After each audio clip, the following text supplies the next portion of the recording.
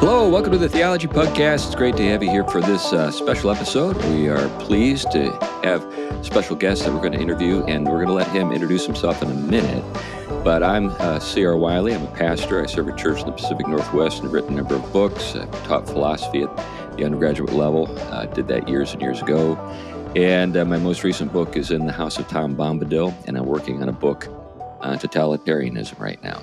But anyway, how about you, Tom? Tom Price. I teach systematic theology, ethics, and philosophy. One of the places is Gordon Conwell Theological Seminary. Glenn Sunshine, Senior Fellow at the Colson Center for Christian Worldview, Ministry Associated Afflictions Ministries, few other things, and a retired history professor. Yep, still recovering from those years in the academy. Anyway, Dr. Joshua Mitchell is with us today. Joshua, please tell us a little bit about yourself. Sure. Well, my day job, so to speak, is at Georgetown, where I've been for about 30 years. I have ranged far and wide, both from my field and from Georgetown. I was more or less 15 years in the Middle East on a startup for Georgetown's University in Qatar, and I took 2 years leave of absence and was the chancellor of the American University of Iraq in Sulaymaniyah, Kurdistan. Wow. But I also I work very closely now with Bob Woodson of the Woodson Center.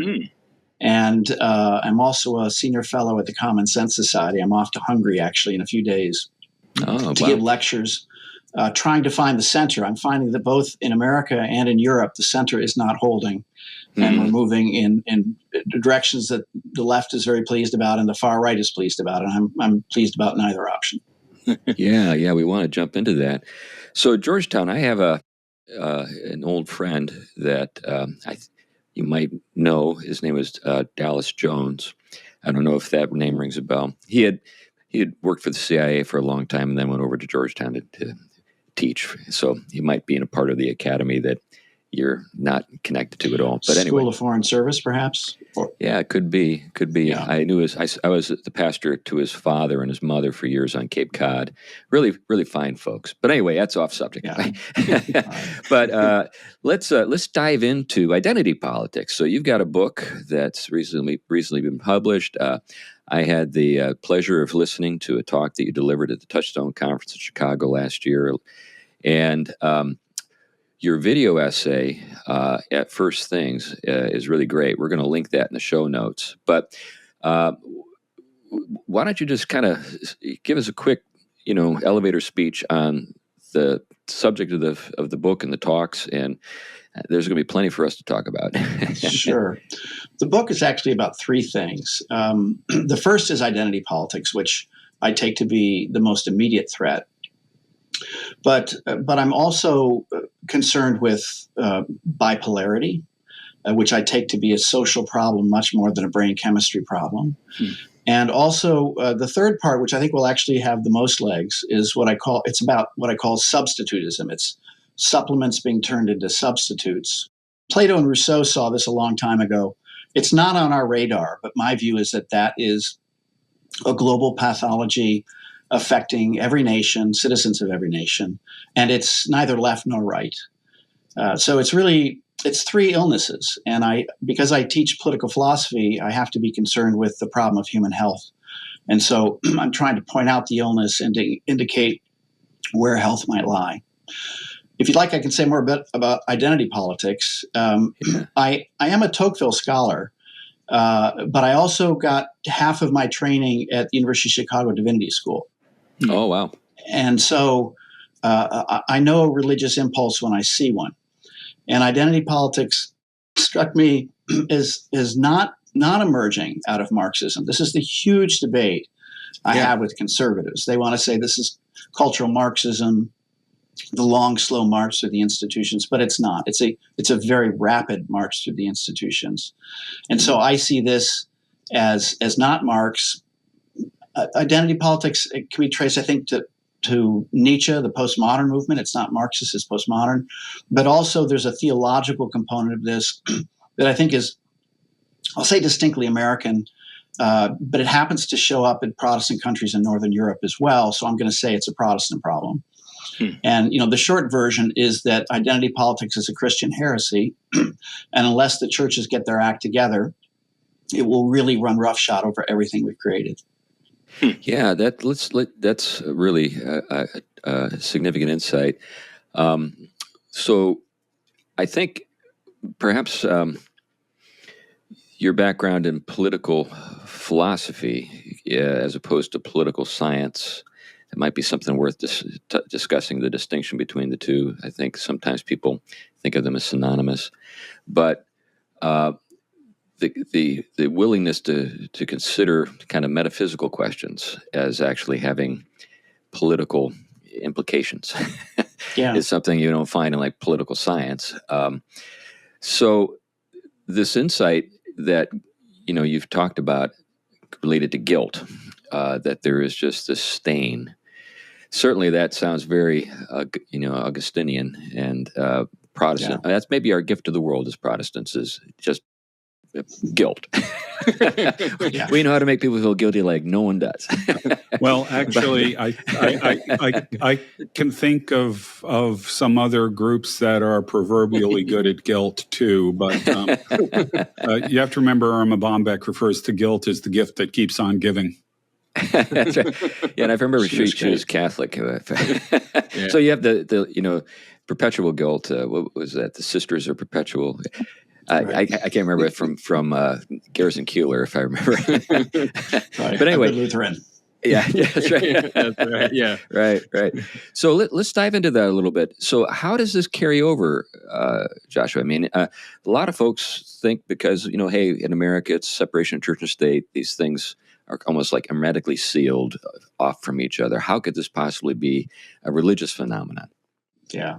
Well, let me take a stab at addressing something you said just a moment before that, which is political science, political philosophy, and what I take to be the task of political philosophy. So I was in the social sciences proper. I was studying regression analysis, and it just became clear to me that you could say something very accurate about something very small and probably irrelevant, but literally nothing about the important issues of our lives. And so I left the social sciences and went to Chicago and studied political philosophy. And while I am not a Straussian, I do think that we owe Leo Strauss and Hannah Arendt and any number of others an extraordinary debt, because they effectively invent the field of political theory. I mean, was the study of these books around before? Of course. But what they thought important to do was to connect the canon with the crisis of our times. Mm-hmm. There was a method of correlation, to use Tillich's words. And what's happened over the last 50 years, 70 years, is that insight has been lost. Yeah. And political theory has more and more become, I say this without intending disrespect, a kind of library of science, where we're looking at the endless secondary and now tertiary arguments and losing sight of our object, which is to connect events with great books. And so I saw identity politics emerging. I don't know exactly when to date it, but I see it as emerging as a consequence of the collapse, I'll say, of the mainline churches. I can't speak for Catholicism, though I suspect the same thing happened there. I mean, Niebuhr saw this, of course, in all of his writings. He saw that the idea of original sin was just dissipating, and it's staggering to me that it began to fall away because he's writing during World War II, which is the greatest confirmation one can possibly imagine. But what occurred to me was that maybe it's the Vietnam War. I don't know. I mean, people like John Rawls lost their faith earlier, after World War II, so it's not just the Vietnam War. But in that period in the 60s, I don't have to tell you this, that the mainline churches lost their way. Nobody wanted to talk about original sin. And if it is the case that what we hear about Adam is right, namely that there is a transgression that we inherit, that we know we inherit, even if we evade it, if that's true, then when the churches cease to attend to that fundamental insight, there will be a way found to talk about it outside the churches. And so my argument is that identity politics gives a kind of moral economy to think through the problem of stain and atonement that the churches no longer offer, because the churches only want to offer one nodal point, namely the God of love, but not the God of judgment. And so guilt, we can talk about guilt. It's probably more theologically accurate to talk about sin and how we respond to it. But what's happened with identity politics is we have, you've heard the phrase, a new religious awakening, an awokening. I don't like the phrase, it's cute, but it doesn't quite grasp theologically what's happened. But what we have now is a desperate search for atonement and for a way to think through stain and transgression. And as I say in the book, I think every day in America, many times a day, most Americans are practicing Jews, practicing the Passover ritual.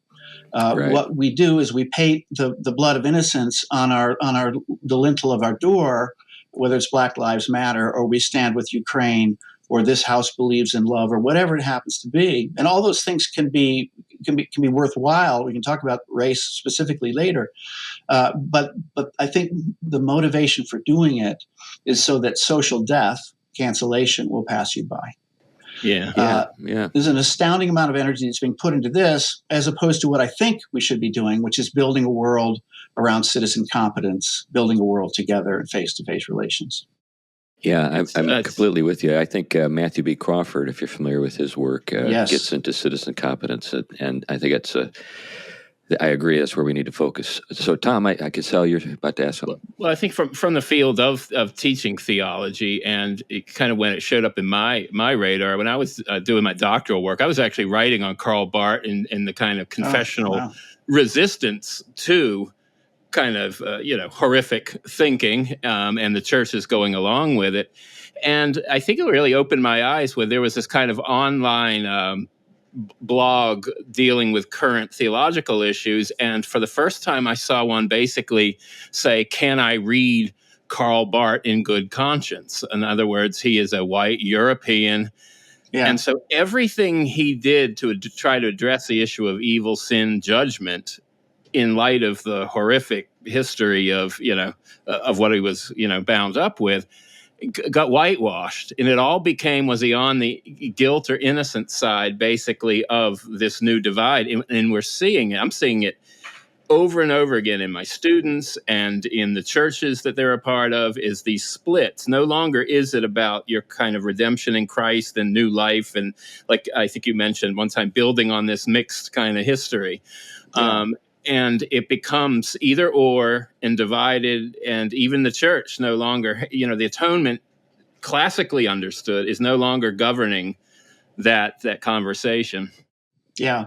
So one of the things I point out to my students is that the categories that identity politics uses are not monovalent. I mean, white is really an extraordinary category. There is no such thing as white. There's Germans, there's Scandinavians. Yeah. There's no such thing actually as black. If you read Thomas Sowell, 3 Black Histories, and you go to Africa, you know that black is not a one. But the whole moral economy holds together on the basis of the monovalence of each identity category. As I said, people are desperately searching for a way to think through stain and transgression, and rather than thinking of it personally, they're looking for categories out there that they can name or they can invoke, so that the stain remains out there. I said this at the Touchstone lecture, and I say this all the time. The first real conversation we have in Genesis is one in which Eve says, "It wasn't me, the serpent made me do it," and Adam says, "The woman you gave me." So there's this disposition right from the very beginning, which we have to suppose, by virtue of it being in the very beginning, is one of the deepest things, to externalize fault and stain. So this is eternally true. Insofar as Christianity held sway in our hearts, we were able to understand that disposition has to be fought. And that in point of fact, we unless we are able to fight it properly, we can't get to atonement. So what we see in identity politics is Adam and Eve acting up again. And the way I put it more recently, though I don't think I put it this way in the book, Christianity is many things, but the three things that it has that identity politics also has is the notion of irredeemable stain, the scapegoat, and the innocent victim. And the Christian understanding is that this is a vertical relationship, so that there's one innocent victim who happens to be the scapegoat who takes away the sins of the world, and all of us are guilty of irredeemable stain. Identity politics takes this vertical relationship and turns it on its side, and says, no, there is no there is no atonement in Christ. There is no original sin. The sin is out there, and if we can just purge the stain that's out there, if we can wash it away, if we can get rid of the pollution, of course, this does spill into the green energy story too. If we can just get rid of the pollution, the world will be pure. And there are many difficulties with that. One, though, is that with Christ, there is one sufficient sacrifice, one sufficient scapegoat who takes away the sins of the world, and that's it. With identity politics, once you purge one group, you still have the problem. And instead of looking within, which you didn't do with the first group, you're not likely to do it with the second group. And so you've got to find a second group and a third group. And this has to go, on and on and on ad infinitum. So that's why I say in the book, I'm happy to talk about how the white heterosexual male for now is it, but don't clap your hands, women and black men who believe in the family. They're coming for you next. It's the internal logic of identity politics. We can see it with the TERFs. These women who insist that they're, like J.K. Rowling. She says, "I'm a feminist. I just happen to believe that the term women should actually be limited to women." And that makes her public enemy, number 2, I guess, after us. And and there's an irony here. One of the things that social conservatives like us are accused of being is fascists. That gets thrown at us a lot. But this obsession with purity is what the Nazis were also obsessed with, racial purity. And if you remember in Hannah Arendt's, treatment of totalitarianism, she noted something. When I read it, I said I had no idea that was the case. But she said the Jews were first, but they had already identified the groups they were going to go after next. In other words, the final solution wasn't final, or it was just phase 1. And so this connection you're making to Nietzsche, I think, is really, really, I think, something worth considering more and more. Actually, I'd like to back up a bit. When I've taught on this, I've argued for a long time that the identity politics, wokeness, whatever you want to call it, is a Christian heresy. The way I approached it is they've got a faulty anthropology because they argue there's neither a universal anything that all people share, nor are you actually an individual. You're a product of your intersectional categories. They've got a faulty hamartiology, which is the doctrine of sin, in that they reduce sin to oppression, so only some people are sinners and others are innocent. Right. Then you get it. Then from there, you automatically have a defective soteriology, if you've got one at all. And then their eschatology seems to point to the idea that it's going to be eternal conflict between groups, which isn't much of a hope either. That's right. Yeah. Welcome to the kingdom. So what I've said, I think I say it once in the book, but I've said it a lot more lately. We practice biological eugenics. People practice biological eugenics. It's 100 years. I mean, Hegel in the Phenomenology talks about phrenology, the study of brain, the head structure, and so this flirtation with biological destiny. And then by extension, biological eugenics went on for 100 years. This is something new. This is spiritual eugenics. This is it's based on the innocence or transgression of your identity category. Look, the word equity has nothing to do with equality. I'm all for equality. Equity is getting even. Equity is settling scores. So this is not about equality at all. It's a new spiritual eugenics. And of course, if you want to press this theologically, some are saved and some are damned, if you follow Calvin and Augustine. And so I think it's safe to say that part carries over, that some are saved and some are damned, and permanently damned. There's nothing you can do beyond their free will. Yeah. Interestingly enough, if you actually go back to the use of equity in social justice theory, equity had to do with the distribution of the goods of society in proportion to your contribution. Right. So what they've done is they've taken the word equity, which is a good word, they've redefined it out of all recognition of what it was, and they're relying on the fact that it sounds good, even though it doesn't mean what it originally meant. That's a tool that's been used by Rousseau with the word freedom. It's actually a tool that all propagandists and advertisers use. Yeah. No, I agree. Yeah, it's a big problem. I have a kind of, this will come from my previous work with Bart, is just the way in which alarms sort of went off, even in theological circles and churches, that something wrong was happening. But I don't think a lot of people figured this stuff would go but so far, and it did. And I remember when I was first hearing some of these ideas in university, especially the postmodern Nietzschean stuff, I just never thought outside of our kind of academic circles people were really going to buy into this. Well, now I've lived long enough to see that people really do buy into it. Yeah. When you're talking about addressing it, which your book, really sets out some fascinating steps of trying to come to grips with this in significant ways. But you also mention, I think, the sobering reality that if this continues, what? I think they really mean it when they mean purging. They really mean it when they mean scapegoat. And this we need to take as seriously as what they meant in Nazi Germany when they meant, the one, the filth, the vile one, the one who they were putting these tags onto. So this is absolutely right. And this is part of my frustration with conservatives, because they pat me on the head and say, no, this is just a continuation of Marxism, and we've kind of dealt with it. We haven't completely won, but we can push it back. No. This is a clearing operation. Yeah. And where it ultimately goes to is transhumanism. Because the idea is that the whole generative form, well, it's a carbon form. Let's start with that has a carbon footprint. There's no spiritual presence whatsoever. And if there's too much carbon, we're just going to have to eliminate the excess carbon. I mean, this is really frightening.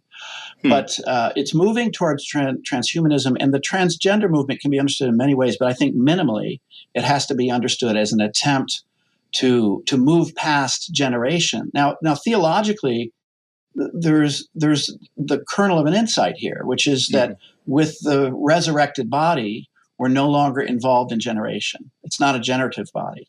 And so one way of looking at the transgender movement is that it fully understands where we are to go, but misunderstands how we get there. It's through Christ's redemption that we get to the regenerated body. So we're finding a shortcut to get past the generative form. That's my most generous reading of it. There's also Plato, too.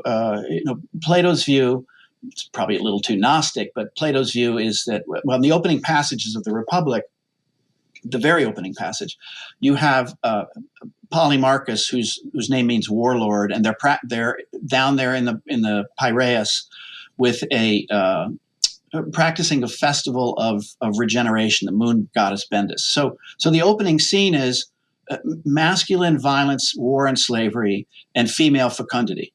And therefore, the whole of the world of time is these two aspects. And of course, the task of the Republic is to turn away from the world of time to a world beyond the generative, beyond the violent. There too, one can see an aspiration in the left to get there. But just as Marxism was an attempt to shortcut the Christian eschatology, so too is identity politics an attempt to find a cheap shortcut. There are no cheap shortcuts. Yeah. And I think theologians could do well to point out the Christian aspects of this. And I say this often to students who are captivated by it. I say, listen, you're feasting on crumbs. Well, why don't you come to the feast? You're feasting on crumbs. Right. You know that there's something here, but you can't find it given the way you're thinking about it now. Well, that brings us, of course, to the failure of the churches to stay faithful to the gospel. When you think about work of Niebuhr, and I mean, he was all about original sin, and he had about as much social cachet a public intellectual could hope for. I remember, in fact, when I was at Harvard, I studied under Ralph Potter, who was his teaching assistant, so I knew him well, and he showed me one time the obituary in the New York Times. It was like 2 pages. Full pages about this guy, and he wasn't able to make a dent in the waywardness of the main line. What can we possibly hope for? Have you thought about any program to save United Methodism or anything? Actually, before we get there, it might be worth noting why he couldn't make a dent, and that's because they were busy fighting the fundamentalists. And who wants to be like a backwater fundamentalist talking about hell, talking about judgment, and all of those kinds of things? That just makes you sound like a hick. They were too sophisticated to listen. Yeah. I mean, I love Niebuhr for his emphasis on the problem of sin. It's just not clear to me that his overall framework allows us to get to where we need to go. Yeah. So on the matter of how this gets turned around, I mean, I said it cryptically a minute ago. I think what we have to do is ask those who are practitioners of this, when you go to sleep at night after you've canceled somebody, are you still haunted by guilt? And my argument is there's no external purgation mechanism that you can employ that will allow you to sleep at night. There always has to be someone else. And as I say in the book, this could go on for centuries, group after group after group. And at some point, people are going to wake up and say, we're looking in the wrong place. Another way to put this is you run out of scapegoats. And so one way of thinking also about this is that, the Salem witch trials did die down. Well, why did they die down? They died down because they ran out of scapegoats, obvious scapegoats. On the matter of, I mentioned black heterosexual males. I hate these categories, but I tell Bob Woodson, we talk about this all the time. I tell him that I think Black America has more moral authority today than it did during the 60s, because what's happened is that the wound of Black America has been appropriated. First by feminists, then by gays and lesbians, and now by the transgendered. And so they'll call transgender people will call those who don't believe in them bigots. Well, that's not right. That pertains to race.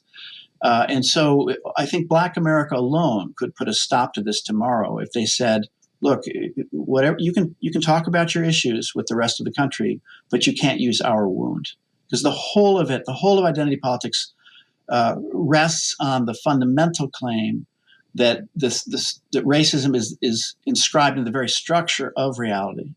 And politically, one of the downsides of that is if it's systematic, then and here I'm invoking a Tocquevillian point, then you can't help yourself, your family can't help you, your local community can't help you, your friends can't help you.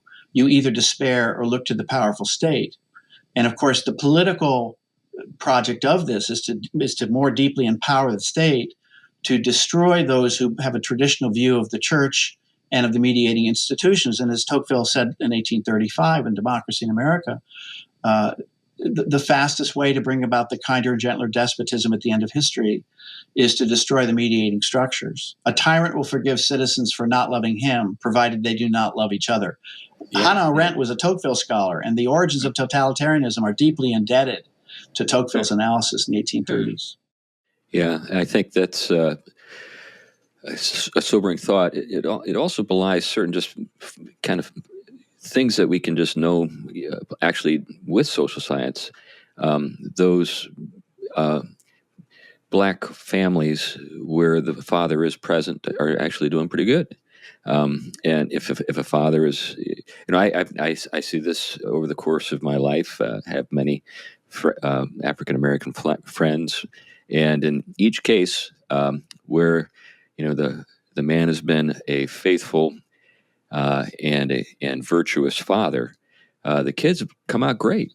They've gone on to do great things and become, productive citizens. So we have just plenty of social data, but nobody wants to think too deeply about it and its implications. It's almost as though the ideologies are blinding us to just home truths.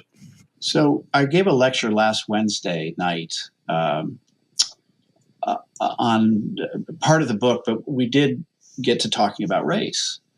And I said the most idiotic thing that conservatives have been doing now for at least a generation, more really, is to say, no, America is a colorblind society, and we don't want to talk about it. If you look at the successes, you just mentioned it. If you look at the successes in Black America, they occur because of families being intact, families going to churches, having local small businesses, all the Tocquevillian virtues that he saw were necessary for American thriving are there in the Black community. And I will go further. When the state was against Black America, not least after the Civil War, the way Blacks survived was to double down on these mediating institutions. Black America is Tocquevillian. Yeah. And conservatives have, on the one hand, cited Tocqueville, but not really fully understood the implications of this. I think the argument conservatives have to make is far from identity politics being the proper format to defend or to sharpen focus on Black America. It only sharpens focus on that swath that has effectively been disempowered through the Great Society programs, which ripped away the mediating institutions, led to higher out-of-wedlock birth rates, no fathers, etc. So that what conservatives should do is embrace what's happened within the Black community after the Civil War, and to say, look, this is exactly what Tocqueville saw. We need to do everything we can to empower families, to empower churches. This is Martin Luther King's version. He never in his wildest dreams thought that the state should step in and supplement or substitute for those mediating institutions. His view was the family and the church first, and the government can be a supplement to those mediating institutions, but not a substitute for it. This is this distinction between supplements and substitutes. And I think that's an important arena in which we can make that distinction and make it well, so that we can understand that 30% of Black America is doing really quite well by being Tocquevillian Americans. Right, right. So when it gets to this sort of program moving forward, you mentioned something in a series of things in your video essay for first things that I thought were really helpful. Would you mind kind of going over those? Because I think we're touching on that now. You're going to have to remind me what I said, because I don't really remember. Actually, Chris, if I may, before we get there, sure, it might be worth taking a look at the problem on the opposite side. We've been talking about the identity politics on the left. We haven't really talked much about the hard right. And I think that's one of these things that should probably be brought out too. We don't want to just focus on the one problem, because the other is very real and it does impinge on the Christian community. Let's get into it. Completely agree. So there's two versions of my book out there. The second one obviously has a new preface, and in that preface, I sound the alarm. Ronald Reagan famously said, I didn't leave the Democratic Party left me. And that roughly happened to me at roughly the same time, early 80s. His was before. But now I find that the conservative movement, which really needs to be unified in order to push back against identity politics, is now flirting with some very, very pernicious ideas. And I'll say something that Brian Garston said. Brian Garston is, I think, one of the leading political theorists. He's up at Yale. And there was a conference maybe a year and a half ago, and at one point he said, can somebody in the audience help me understand this? Why are all my best students flirting with pre-modern integralism and postmodern Nietzscheanism? Mm-hmm. Now, let's describe both. And I don't want to attribute names because I'm not sure if I have them right, but there is a group of Catholics who are done with the American project. believe that it was flawed from the very outset, and that it can't be redeemed, and therefore we have to go back to some sort of common good idea that we had in the Middle Ages. So they're looking for a pre-modern or pre-liberal out. And then there's the postmodern out, which is the Nietzschean alt-right. And we have to be clear what the alt-right is about. It's not even clear that Nazi Germany was alt-right. In the second essay of Nietzsche's genealogy, which is written near the end of his period of relative cogence, he says, look, there's two ways that you can have a tomorrow. One is the Christian way, which is you recognize your guilt, and the burden of it accumulates to the point, or until such time as Christ lifts it from you, and so Christians can have a tomorrow, notwithstanding the burden of guilt that they have. And that is the formula for Christians to have a tomorrow. Behold, I make all things new. And I recognize it's a slightly different context, but that is the idea. But he said God is dead, and so we have to have a new way forward. And the new way forward, he says in the second essay, is we must forget. Meaning the way we go forward is not by remembering our guilt, but by forgetting it. And so a whole generation of largely men, largely white guys, who have been told the whole of their life that they are irredeemably stained, that they're guilty of a crime they themselves did not commit, but by virtue of blood lineage are responsible for. The whole of their lives, they have been told that they are guilty, and they are done. Yeah. And I see this in Europe. I see this in America. I see this in some aspects of the conservative movement. Here again, I want to be careful about naming names, but the two important new developments, largely by young, I'll say it, white guys who should have gotten PhDs and gotten positions teaching history or Western political philosophy in the university, but were shunted and pushed out. They are angry and smart. And they have abandoned the whole project of what we could call constitutional liberalism, which is what I'm for. Look, every problem we have, in my view, can be solved within the framework of the Constitution. You show me one that can't. I don't care how pernicious. It can all be solved within the framework of the Constitution. But a whole generation of young guys largely has said no. And so precisely at the moment when we all need to gather together to push back against the new left, because there are members of the old left who know that this is a problem too. I grew up as a member of the old left. There are guys my age and older who are still Democrats, and I say to them, don't you see they're coming for you next? And they say, oh, no, it's still civil rights. I say, no, it's not civil rights. Martin Luther King wanted to read Shakespeare. That's not what these guys want to do. That's right. That's right. It's very different. So we have a real threat, to be sure, so the left is careening into identity politics, which will destroy everything until we literally purify the earth of human kind, and the right is dreaming of a re-enchanted world that's largely Catholic, or moving to postmodern Nietzscheanism, which seeks to completely eradicate guilt. Now, I say to that, I'm in a way thankful that the left is at least using Christian categories: irredeemable stain, innocent victim, the scapegoat. Hey, let's talk about it. Let's talk about those categories. I would be more worried by a left that didn't use those categories. In a way, that's the alt-right. So it's a mess all the way around. So to return to what I said a minute ago, so the Democratic Party didn't leave me, or I didn't leave the Democratic Party. It left me. I feel like the conservative movement at this point, there's still a few of us around who want to hold on to the middle, but the young energy is elsewhere, and it's a big problem. Yeah, it's just something. I mean, I noticed coming through it and have confronted all those frustrations myself, not having had classic Christian orientation. I could clearly see the anger, frustration, and likewise. I mean, just reading Nietzsche. I mean, you can figure in reading that setup that the flip side of the trying to use guilt to bring down the strong man is going to end up with someone saying eventually, you know what, the guilt's not going to work on me. Now it's dog eat dog, and I'm a bigger dog.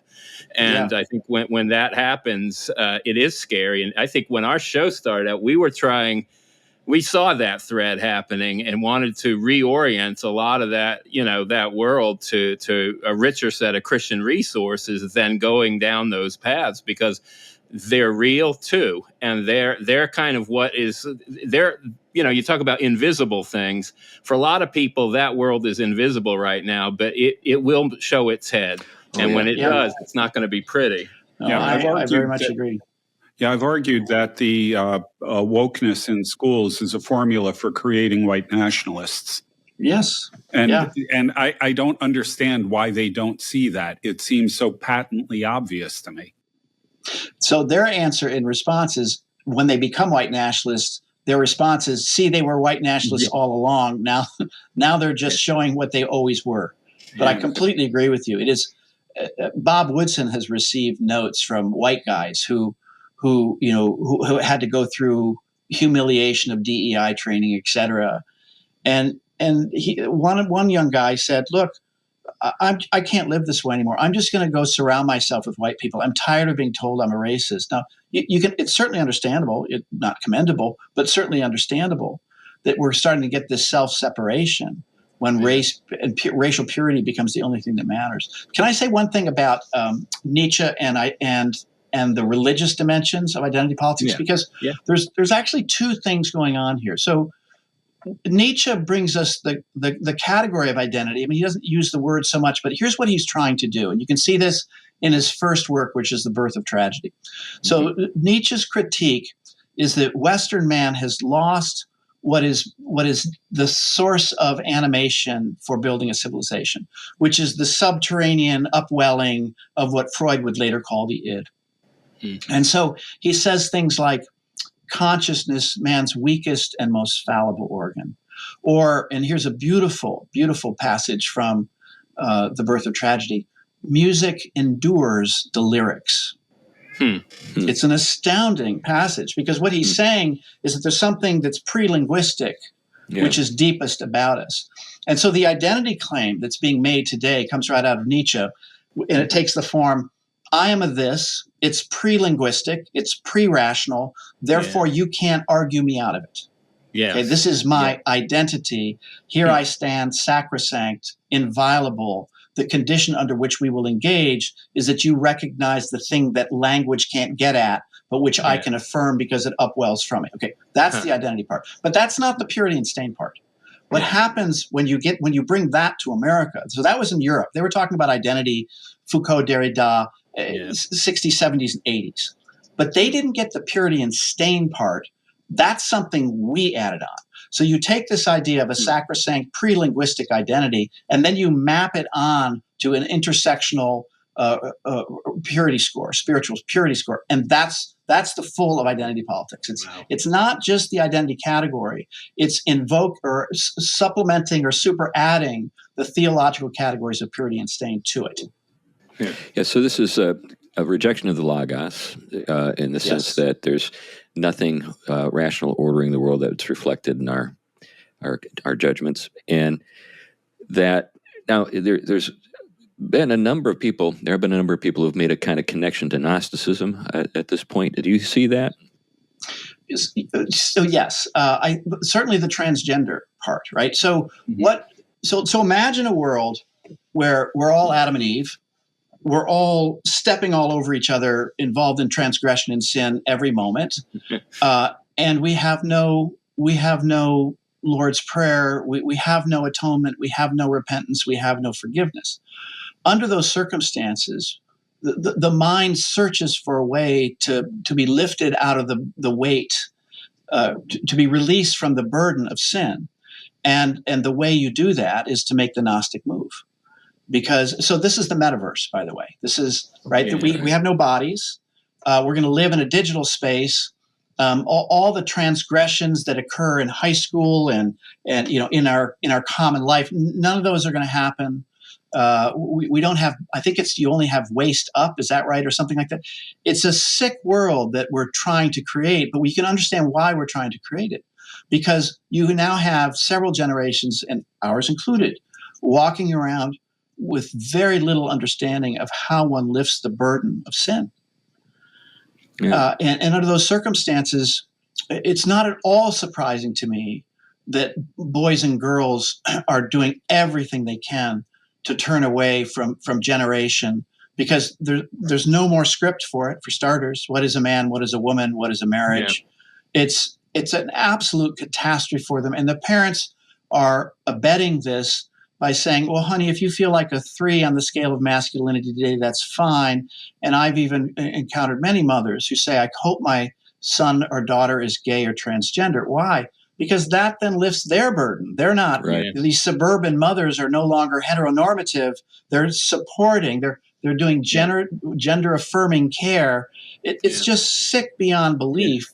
Yeah. But you can understand why all of it happens, because we don't any longer have a way of lifting the burden of sin. Now, if we weren't heirs to Adam and Eve, that's the third time I've said this, we wouldn't have a problem, but we are. Yeah, and as a consequence, we've renounced the Christian counterpoint to Adam and Eve, but we still have Adam and Eve. Yes. So it's a disaster. Yeah. So a couple thoughts come to mind here quick. One is just the practical sort of long-term outcome of some of these things, just at a pretty rudimentary level, like fewer kids is a problem. Yeah. In other words, so this turning away from the generative in the name of not wanting to carry forward structural racism or to save the planet, all that kind of stuff. Eventually, you end up in a situation like you see in Japan or Italy that's only going to accelerate and get worse and worse and worse, and create conditions in which this thing just kind of consumes itself. But Chris, remember, people are the problem. And if we follow through on the logic of this, you've got to find more and more and more scapegoats until, as Joshua said, until no one is left. I guess that's what I'm getting at. That's actually in the headlights.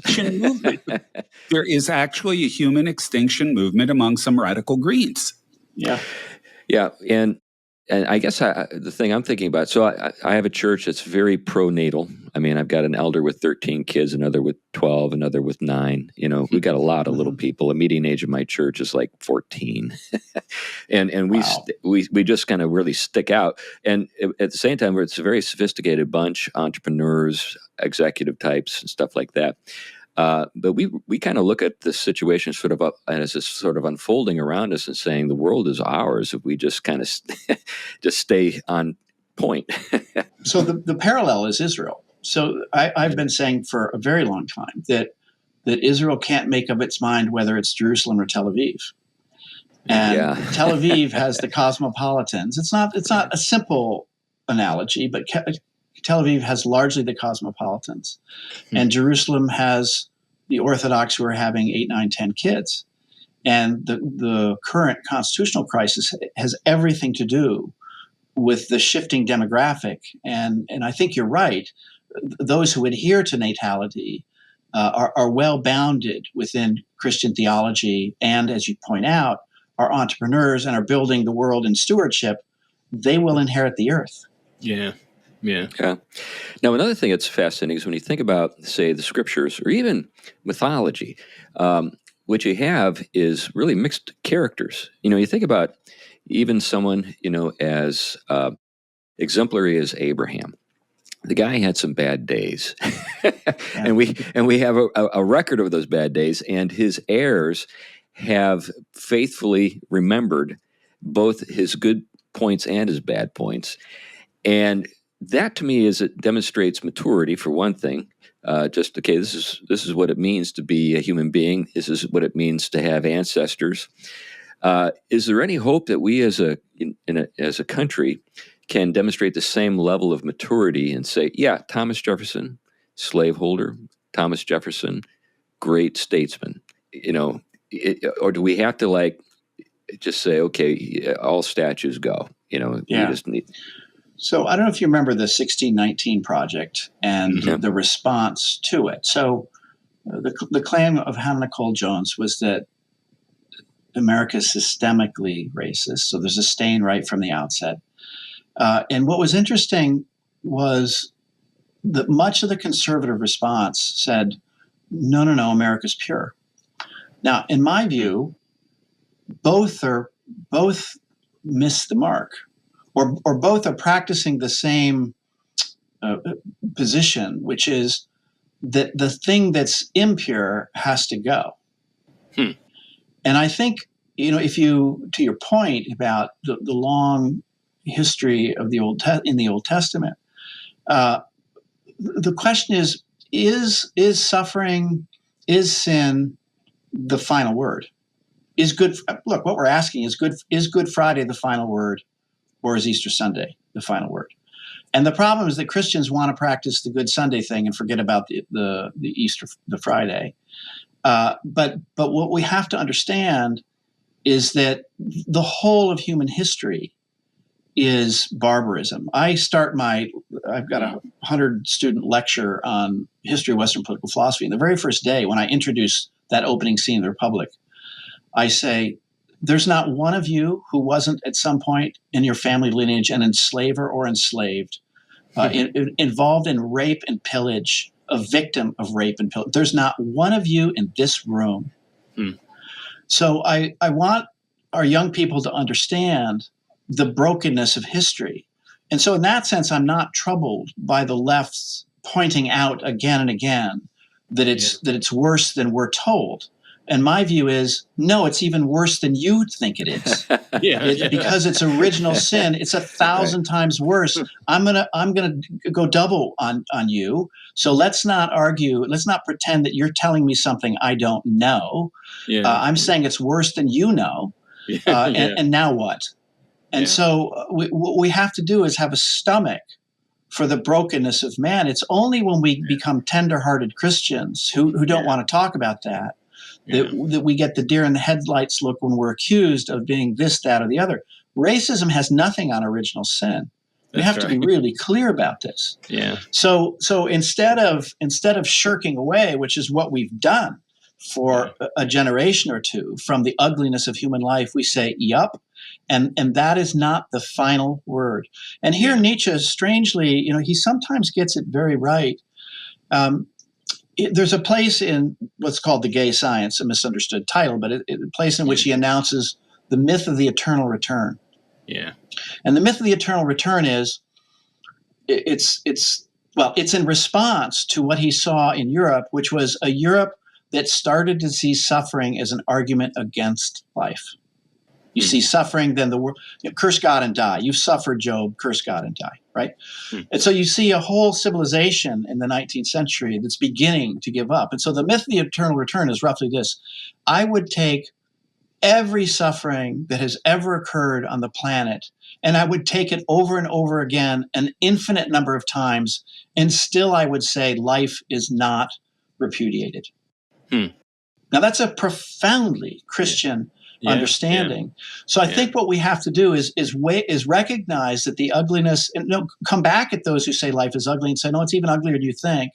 And then the question is, if it's uglier than you think, and it's so ugly, in fact, that your social justice scheme, your Marxist scheme, your feminist scheme can't redeem us. It's because it's 1,000 times worse than what you think.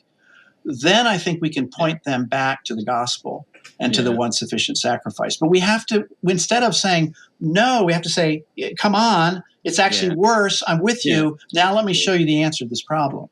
The Calvinists should have kept that one going. Well, yes. but have they? That's the thing. We look around our own communion and we wonder, why have you guys gotten off into these things that you've been describing, Joshua? Actually, backing up a bit, when you were talking about identity politics starting in Europe, and then we added the irredeemable stain and scapegoat to it, I found myself wondering if that was vestigial Puritanism. Yes, I think it is. So there are many reasons I love Tocqueville, but one of them is that he has this strong version of what social scientists call path dependency, so that the patterns established at the outset redound into the future, whether you know it or not. And so I tell my students, for example, that John Muir, the first environmentalist, was the son of a Calvinist minister. Category of purity and stain now applied to nature. Yeah. So I do think that lurking in, let's call it the American character, which of course you're not supposed to talk about, but I think lurking in the American character is this deep understanding of purity and stain. That's why I say to my friends who want to say this is Marxism, I say, no, you've misunderstood America. The category for Marx is class. And as Lewis Hartz pointed out in the monumental work called The Liberal Tradition in America in 1955, at the depths of the Cold War, he said, contrary to what Marxism claims, which is that it's universal, Americans will never adopt Marxism because its category is not class in the way that Europe has class. We have wealthy and poor, but you go to Europe and you've got, you've got generations of people who speak a certain way because they're a member of a certain class. Yeah. We don't have that in America. And so Marxism could never take hold in America. But what we have is this Puritan understanding of stain and impurity and guilt. And that's why identity politics has completely overrun every institution, every corporation in America in the space of 5 or 10 years. Now, was it always hanging around? Yeah, but when you've got a spiritual crisis and you're trying to figure out the meaning of stain and guilt and the churches aren't available, well, you're going to glom onto something that's simple. And you can become a lay person in that church, and that you've got the Pew Charitable Trust poll on the nuns. They got it all wrong. We're the most religious country in the world still. It's just we're not doing our religion in church. We're doing it in woke politics. Yeah. I've observed that it seems as though no country goes apostate like a reformed country. We have a way of going apostate that's just really ugly. Just both when it comes to licentiousness and these other things. Yeah. Well, the Netherlands too. Yeah. They've lost their way. Yeah. What you're saying is that we're good at total depravity. Yeah. That's right. And exploiting it. But one of the things you mention in your book, you talk about the kind of the visible economy and the invisible economy, which I think is very brilliant way to categorizing and helping unpack a lot of dimensions to this. And one of the things I remember, I think it was around the time of, I think it was Trump's second run for election, the one where all the heat and the woke was, I think, just burning on every corner. And I remember that hearing over and over again, look, we're doing great, the economy is great. It was all about those visible manifestations of material wealth. And I said, this is going to be a problem.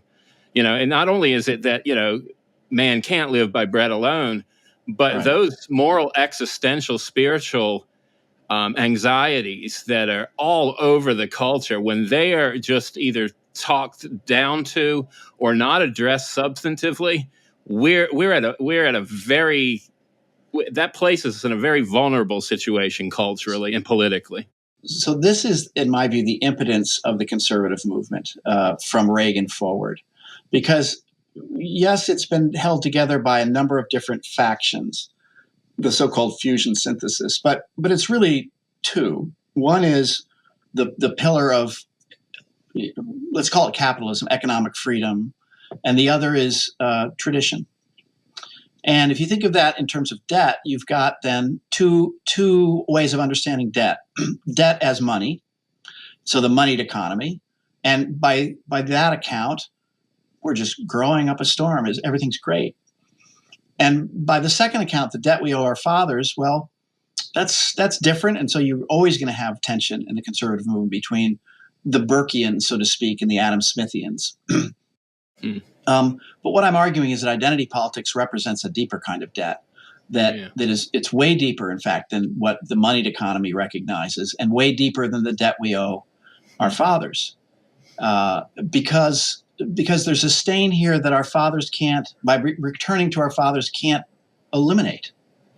This is, in a way, the problem.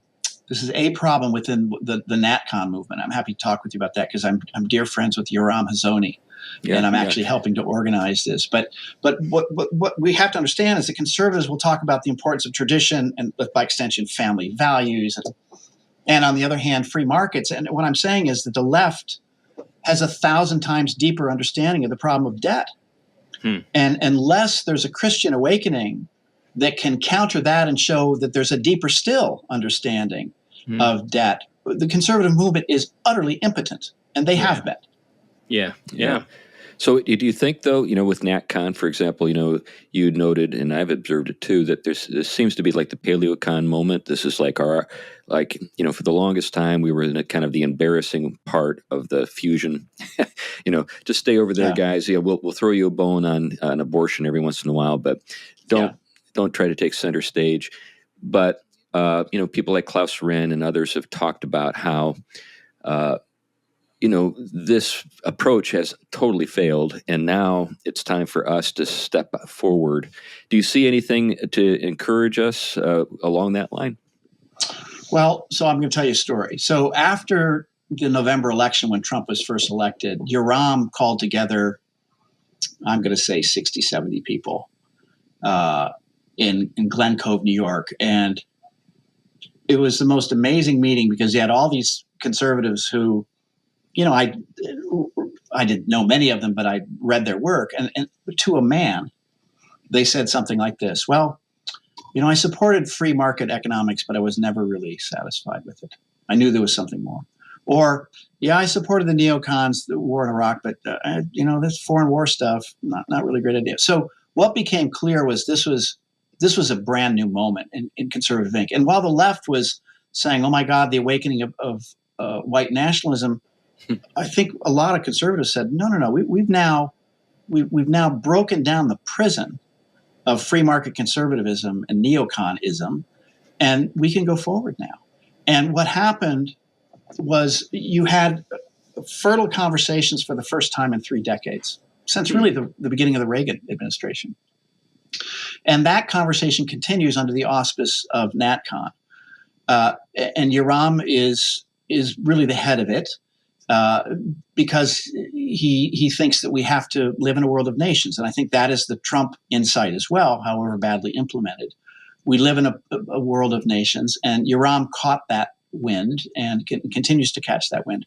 Now, but what's happened, and now we return to something we were talking about earlier, is you've had these other factional movements within the right, the integralists, the postmodernists. And to his credit, I think Yoram is slowly saying, look, you have a place at the table, but that's not what we're going to do. There was a statement that I was involved in drafting with maybe a dozen other people a couple of years ago, where we gently said, look, there's limits to what, it's a big tent and you can come visit, but you're not going to be part of it if you're going to do X, Y, and Z. So there's been, it's not purging, a kind of cleansing, a kind of disciplining action within this movement. I have always cautioned Yoram and the conservatives because, and you said this, what happened, the mother lode of this in terms of practical politics was the free market conservatives no longer had a veto over the traditionalists. And that is long overdue, because if you can be Marx or you can be Tocqueville or you can be Adam Smith, they all saw the same thing. If you make money the single measure, you will destroy everything that you need in the way of social capital. Yeah. And so conservatives are at, I think, a theoretical moment that's actually very important, which is we want to support the middle class. We believe in commerce. However, money is not the single measure. And what remains to be worked through is how it is that you can both be committed to commerce and yet in such a way that you're not gutting your middle class and gutting your mediating institutions. And what that means first and foremost is that efficiency cannot be the highest good, which incidentally Tocqueville saw. Efficiency cannot be the highest good. And this was the central claim of the Reagan administration. Efficiency is, if your steel mill can't compete, then Pittsburgh shuts down and you move to the Southwest. Right. So there's a lot to apologize there for. So the neocons, the NatCons now I think largely are to the place where they recognize that you can't have the free market veto, but they have yet to solve the problem. And while they're feeling liberated because the free market veto is no longer in place, they have no way yet to address this problem of this spiritual economy that I'm talking about. Right. Now, Yoram will be the first to say, you Protestants, who are basically the largest majority culturally anyway, if you don't get your act together, your country is doomed. And I actually believe that. Yeah. I think so, right. And Yoram is encouraging young Protestants, and not only young Protestants, but he does believe that unless the Protestants can get their act together, by which I think he means we have to return to a doctrine of original sin. If we don't get that together, identity politics will be our doctrine. Yeah. Well, that's I think a worthwhile note to end on. It's a sobering note, but I think that's a good thing to do sometimes, is end on a sobering note. Anyway, thanks a lot, Joshua. This has been a fun conversation, and my pleasure. Is there, obviously we'll put some links to the book, to your video essay with First Things. Is there any other way people maybe can keep up with you? So I teach a lecture called Facebook is Death. So I have no social media presence, but I do have an email address, which is on the Georgetown website, and I'm happy to talk with anyone. Okay, well, we'll let people find that for themselves, because we've got about 10,000 people who listen to us every week, and it might overwhelm your email box. Anyway, thanks again, and thank you for listening to the Theology Pugcast. We really appreciate your support. If you want to support us financially, you can do that through Patreon, and there's a link in the show notes to that. If you just want to follow us, say, on social media, because we do have a social media presence, you can do that on Twitter and other places. Anyway, thanks a lot, and bye-bye.